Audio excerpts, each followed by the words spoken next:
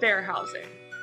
Fair housing is a law that protects everyone from being discriminated against in housing based on their disability,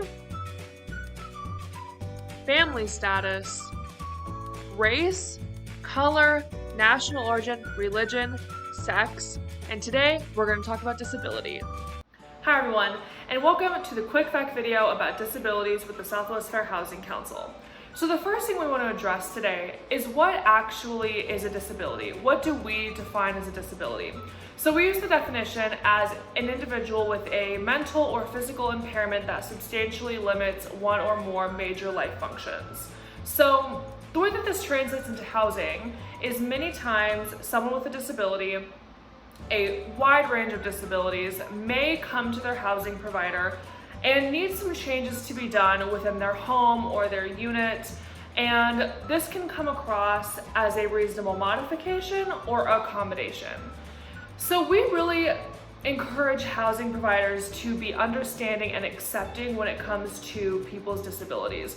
You cannot always see a disability, and it's not always going to physically present itself. So to be open-minded when an individual comes forward and says, I have a disability and I need a couple of things changed within my home to make it accessible for me so that I can live my life to the fullest and the way that I'm able to do so. So this can come in a wide range of accommodations or requests. So anywhere from allowing a service animal when there is a no pets policy, to widening a door or installing a ramp for a wheelchair, for instance, installing grab bars in a shower, or even something like someone needs a closer parking spot to their home, and that could be considered a reasonable request as well. So because there are many different types of requests that can be made, every now and then there can be considered an unreasonable request made. In other words, it really is not feasible for the housing provider to make that request happen for their tenant or for this particular individual. Now, the only two ways that this would happen is if it's a financial burden or it actually changes the policies and practices of the housing provider, the property manager. And for instance, what that could mean is in federally funded housing, they are given the funds to make these requests and changes happen for their tenants. So if a change is considered financially a financial burden, in other words, it's way too expensive to do, that is a situation where a request could be considered unreasonable and might need to be modified, and a compromise might need to be met. Another situation is if it actually fundamentally changes the policies and practices of that particular property.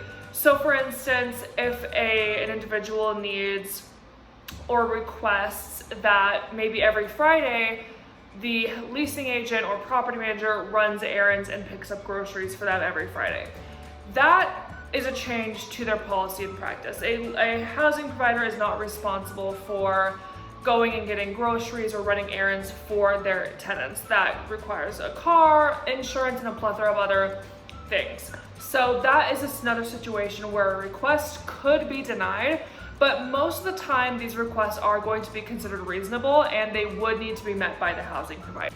One of the more controversial requests that we receive, or that housing providers receive, is service animals.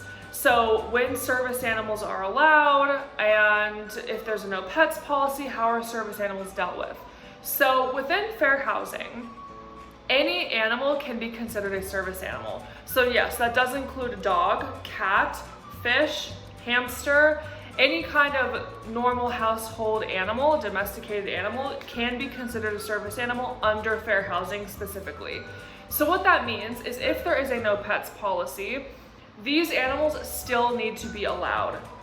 Now, a lot of housing providers may ask, well, how do we ensure that these service animals are actually service animals and they are not pets? So ultimately, it is not up to the housing provider to figure out who is lying and who is not lying. The ultimate thing that they can ask for is a letter from a healthcare professional, not just a primary care physician, but it could also include a social worker, case manager, therapist, any professional that has been put on notice and is knowledgeable about this person's disability can write a letter to the housing provider saying, this individual has this disability and that is why they need this service animal. And we need to override then the fact that there is a no pets policy, because service animals are not pets, they are tools for individuals with disabilities. And that is a very important thing to remember when accepting these service animals. So that means that they cannot be charged pet deposits or pet rent or go through the typical pet policies that a housing provider may have in place. Those all need to be exempt from these service animals. It is important to note as well that service animals are not in fair housing specific to physical disabilities and tasks. So within fair housing, these can also include emotional support animals, companion animals. So for instance, if somebody has anxiety or depression and they have a cat or another animal that assists with their disability as an emotional support animal, that also is covered and protected under fair housing and allowed within fair housing law and regulations. Now, here are some of the ways that a housing provider can potentially discriminate against somebody with a disability. They can flat out deny them housing in the beginning specifically because of their disability. They can raise the rent or threaten to raise the rent specifically because of a disability.